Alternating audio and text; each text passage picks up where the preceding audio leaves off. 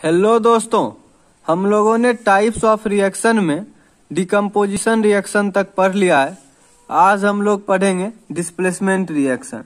तो चलिए शुरू करते हैं डिस्प्लेसमेंट रिएक्शन। डिस्प्लेसमेंट रिएक्शन में क्या होता है कि कोई एक एलिमेंट जो है वो दूसरे एलिमेंट को रिप्लेस कर देता है। इस रिएक्शन में एक एलिमेंट दूसरे एलिमेंट का जगह ले लेता है। जैसे यहाँ देखिए, ये एक कंपाउंड है AB, जिसमें एक एलिमेंट है A और दूसरा एलिमेंट है B और दूसरा ये है C, एक एलिमेंट है। ये रिएक्शन हो रहा है तो यहाँ प्रोडक्ट में देख सकते हैं कि ये C जो है वो A को रिप्लेस कर दिया है या डिस्प्लेस कर दिया है या इसका जगह ले लिया है। तो CV बन गया और A बाहर हो गया। इसी टाइप के रिएक्शन को हम लोग डिस्प्लेसमेंट रिएक्शन कहते हैं। इसको हम लोग एक्चुअल एग्जाम्पल से भी समझेंगे, लेकिन अगर कहीं पे भी इस पैटर्न पे रिएक्शन होता हुआ दिख जाए तो आप समझ जाइएगा कि वहाँ डिस्प्लेसमेंट रिएक्शन हो रहा है। तो चलिए हम इसका एक एक्चुअल एग्जांपल लेते हैं। जैसे यहाँ पे कॉपर सल्फेट है CuSO4, उसका एक्वस सॉल्यूशन है। ये ब्लू कलर का सॉल्यूशन होता है। हमने यहाँ पे इस बीकर में CuSO4 का एक्वस सॉल्यूशन ले लिया है ब्लू कलर का। इसमें क्या है, जिंक सॉलिड इसमें डालना है। तो जिंक सॉलिड मतलब जिंक का एक स्ट्रिप इसमें डालेंगे जो कि सिल्वरी व्हाइट यानी कि ग्रेइश व्हाइट कलर का कह सकते हैं हम लोग। उसको इसमें डिप करेंगे, उसका स्ट्रिप आप यहाँ पे देख सकते हैं कि जिंक का स्ट्रिप इसमें डाल दिया।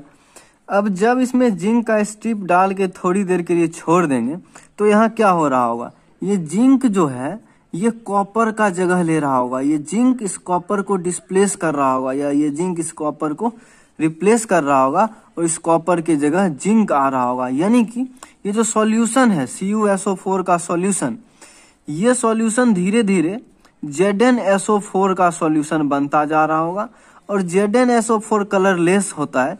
तो इसका जो ब्लू कलर है वो धीरे धीरे फेड हो रहा होगा, वो कलर हल्का हो रहा होगा और कलरलेस में कन्वर्ट हो रहा होगा।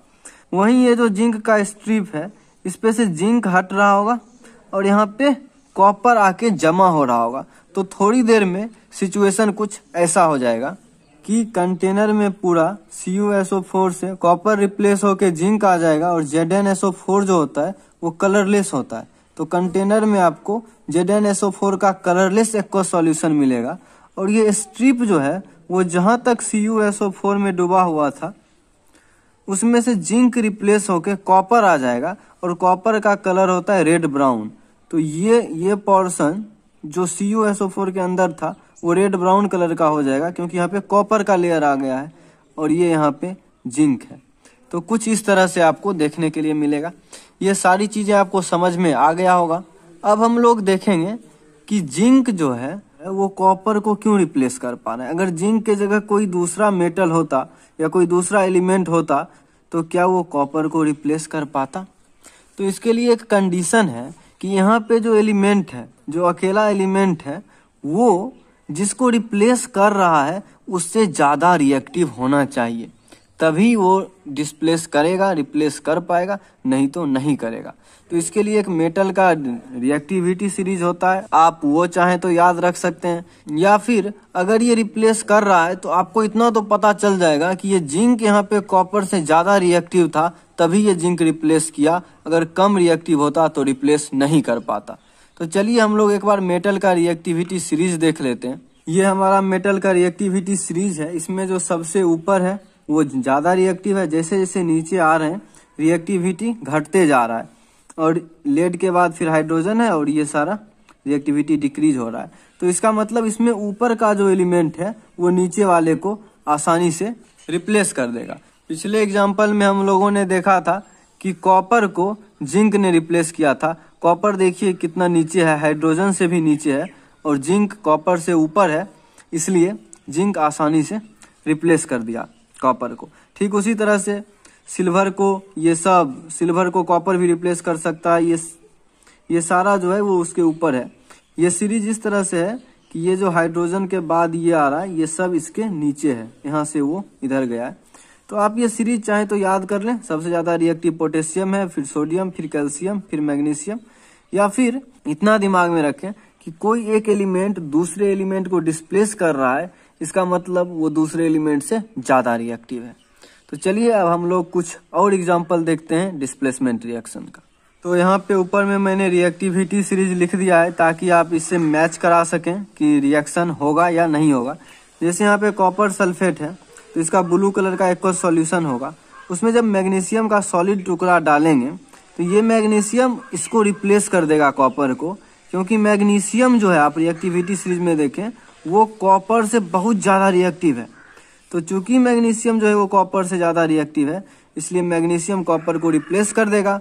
तो हमें MgSO4 का एक कलरलेस सॉल्यूशन मिलेगा। MgSO4 कलरलेस होता है, इसका एक्वस सॉल्यूशन मिलेगा और साथ ही कॉपर सॉलिड जो कि रेड ब्राउन कलर का होता है, ये पिछले रिएक्शन में भी हम लोगों ने देखा, ये ऑब्टेन होगा।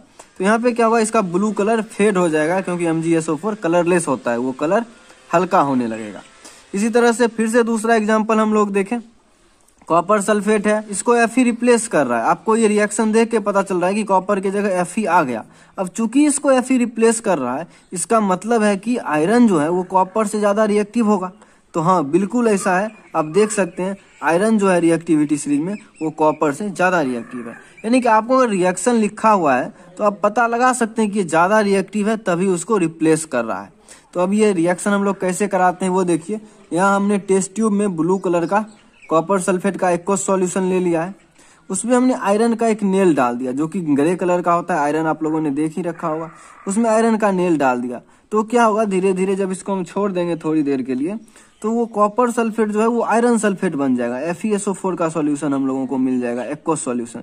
और FeSO4 जो है वो ग्रीन कलर का होता है, तो वो सॉल्यूशन तो FeSO4 का हो गया। अब नेल पे जो है वो कॉपर का लेयर बन गया, तो यहाँ पे कॉपर रेड ब्राउन हम लोगों को मिल गया। तो आप लोगों ने ये रिएक्शन देखा, अब आप लोगों को समझ आ गया होगा कि डिस्प्लेसमेंट रिएक्शन कैसे होता है, क्यों होता है। अब हम लोग 2-4 एग्जाम्पल और देखते हैं इसका। अब जो एग्जाम्पल होगा इसमें मैं आप लोगों को टेस्ट ट्यूब और बीकर वगैरह लेके नहीं बताऊंगा, क्योंकि वो मैं आप लोगों को बता चुका हूँ कि कैसे कैसे करते हैं। मैं इसमें बस रिएक्शन लिख दिया हूँ, आप समझ जाएंगे, खुद समझ जाएंगे। जैसे यहाँ देखिए कॉपर क्लोराइड, इसका एक्वस सॉल्यूशन है ग्रीन कलर का। तो आप समझ गए कि टेस्ट ट्यूब में पहले कॉपर क्लोराइड का एक्वस सॉल्यूशन ले लेंगे, उसमें लेड का स्ट्रिप डाल देंगे जो कि ब्लूइश ग्रे कलर का होता है, उसमें लेड का स्ट्रिप डाल देंगे इस तरह से। तो क्या होगा कि PbCl2 जो कि कलरलेस होता है, लेड क्लोराइड, वो हम लोगों को मिल जाएगा। मतलब ये जो ग्रीन कलर का सॉल्यूशन हमने टेस्ट ट्यूब में लिया था उसका रंग फेड होने लगेगा और कॉपर का जो लेयर है वो हम लोगों को इस स्ट्रिप पे जमा होते मिलेगा रेड ब्राउन कलर का। तो कैसे कराते हैं ये तो आप लोगों को पता ही था, वो मैंने फिर से बता दिया। और साथ ही साथ एक कंक्लूजन इस रिएक्शन से ये भी आप लोग आसानी से निकाल लिए होंगे, यहाँ पे लेड जो है वो कॉपर से ज्यादा रिएक्टिव होगा, तभी ये लेड कॉपर को रिप्लेस करके लेड क्लोराइड बना रहा है और कॉपर को बाहर कर दे रहा है। तो चलिए अगला एग्जाम्पल देखते हैं। फिर से हम लोग AgNO3 जो कि कलरलेस होता है, सिल्वर नाइट्रेट, उसका सॉल्यूशन लेंगे, उसमें कॉपर को डीप करेंगे। तो कॉपर जो है वो सिल्वर से ज्यादा रिएक्टिव है। ये कैसे पता चला, क्योंकि कॉपर रिप्लेस कर पा रहा है सिल्वर को सिल्वर नाइट्रेट से और बन जा रहा है कॉपर नाइट्रेट का एक्वस सॉल्यूशन जो कि ब्लू कलर का होता है। इसका मतलब हुआ कि कॉपर ज्यादा रिएक्टिव था, तभी AgNO3 में से Ag को रिप्लेस कर दिया और Ag हम लोगों को बाहर मिलेगा जो कि ग्रेइश व्हाइट कलर का होता है। ठीक उसी तरह से अगला रिएक्शन, यहाँ पे आयरन को डुबोया गया है HCl के एक्वस सॉल्यूशन में और यहाँ से H को देखिए आप प्रोडक्ट में आयरन ने कर दिया है रिप्लेस। मतलब ये हुआ कि आयरन जो था वो था हाइड्रोजन से ज्यादा रिएक्टिव और इसीलिए हाइड्रोजन बाहर हो गया और हाइड्रोजन का जगह ले लिया आयरन। तो आयरन का जब हाइड्रोक्लोरिक एसिड से रिएक्शन कराया गया तो बना आयरन क्लोराइड। यहाँ पे आयरन का चार्ज भी लिख सकते हैं आप, आयरन 2 क्लोराइड जिसको फेरस क्लोराइड भी कहते हैं, और हाइड्रोजन गैस।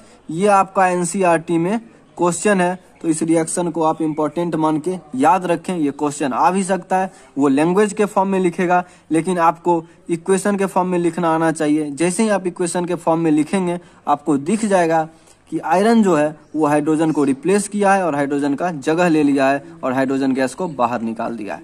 तो चलिए कुछ और एग्जाम्पल हम लोग देखते हैं डिस्प्लेसमेंट रिएक्शन का। कुछ लोग सोच रहे होंगे कि सर आप कितना एग्जाम्पल ले रहे हो। एग्जाम्पल से बिल्कुल घबराने का जरूरत नहीं है, क्योंकि अब चीजें अगर आपको एक बार समझ में आ गई है तो आपको एग्जाम्पल समझते देर नहीं लगेगी। तो चलिए शुरू करते हैं। यहाँ पे मैग्नीशियम है, उसका HCl के साथ रिएक्शन किया गया। ये सिमिलर रिएक्शन है जैसे अभी आयरन का किया गया था HCl के साथ, वहां पे क्या हुआ था कि आयरन ने रिप्लेस कर दिया था हाइड्रोजन को, उसी तरह से यहाँ पे मैग्नीशियम रिप्लेस कर दिया है हाइड्रोजन को। इसका मतलब ये हुआ कि मैग्नीशियम जो था वो हाइड्रोजन से ज्यादा रिएक्टिव था, इसीलिए रिप्लेस करने में कामयाब हो गया और हाइड्रोजन गैस को बाहर निकाल दिया और हाइड्रोजन का जगह खुद मैग्नीशियम ले लिया और हमको मिल गया मैग्नीशियम क्लोराइड। तो उसी तरह से सोडियम का रिएक्शन जब वाटर के साथ कराएंगे तो यहाँ से वाटर के हाइड्रोजन को रिप्लेस कर देगा सोडियम, और हाइड्रोजन रिप्लेस होते ही यहाँ बचेगा OH, तो वो OH सोडियम के साथ जुड़ जाएगा और हाइड्रोजन गैस फिर बाहर निकल जाएगा।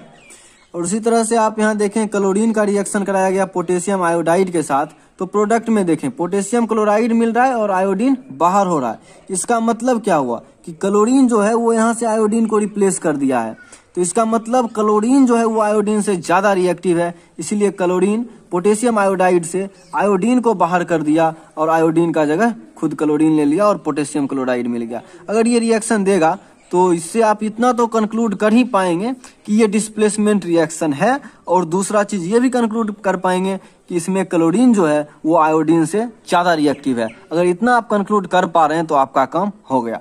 चलिए अब हम लोग कुछ और एग्जाम्पल देखते हैं। और इसमें डिस्प्लेसमेंट रिएक्शन में एक अलग कैटेगरी भी है। इसमें क्या होता है कि कोई मेटल ऑक्साइड है, उसमें से मेटल को कोई दूसरा मेटल रिप्लेस करके अपना ऑक्साइड बना लेता है। आप सोच रहे होंगे कि ये क्या बोल रहे हैं, कुछ समझ नहीं आ रहा है, तो एग्जाम्पल से समझ आ जाएगा आपको। यहाँ देखिए कॉपर ऑक्साइड एक मेटल ऑक्साइड है। यहाँ पे क्या हुआ है कि मैग्नीशियम जो है वो कॉपर को रिप्लेस करके अपना ऑक्साइड बना लिया है, मैग्नीशियम ऑक्साइड, क्योंकि मैग्नीशियम जो है वो कॉपर से ज्यादा रिएक्टिव होता है, तो कॉपर को बाहर कर दिया और वो अपना ऑक्साइड बना लिया। तो ठीक उसी तरह से आयरन ऑक्साइड, ये फेरिक ऑक्साइड है या आयरन 3 ऑक्साइड, इसके साथ जब एल्यूमिनियम रिएक्ट करेगा तो ये इसके आयरन को बाहर कर देगा और ये अपना ऑक्साइड बना लेगा एल्यूमिनियम ऑक्साइड। और इस रिएक्शन में जो है वो बहुत लार्ज अमाउंट में हीट रिलीज होता है, इतना ज्यादा हीट रिलीज होता है कि वो आयरन को भी मेल्ट कर देता है। आप यहाँ देखें ब्रैकेट में L लिखा हुआ है, मीन्स आयरन जो है वो आपको मोल्टेन फॉर्म या लिक्विड फॉर्म में मिलेगा, इतना ज्यादा हीट रिलीज होता है इस रिएक्शन के दौरान। तो यहाँ पे अपना डिस्प्लेसमेंट रिएक्शन खत्म होता है। डिस्प्लेसमेंट रिएक्शन में हम लोगों ने डिफिनीशन देखा डिस्प्लेसमेंट रिएक्शन का, फिर हम लोगों ने देखा कि डिस्प्लेसमेंट रिएक्शन कैसे करवाते हैं, और फिर उसका ढेर सारा एग्जाम्पल देखा। तो अब हम लोग अगले वीडियो में मिलेंगे अगले टाइप्स ऑफ रिएक्शन जो कि डबल डिस्प्लेसमेंट रिएक्शंस है, उसके साथ। आज के लिए इतना ही, धन्यवाद।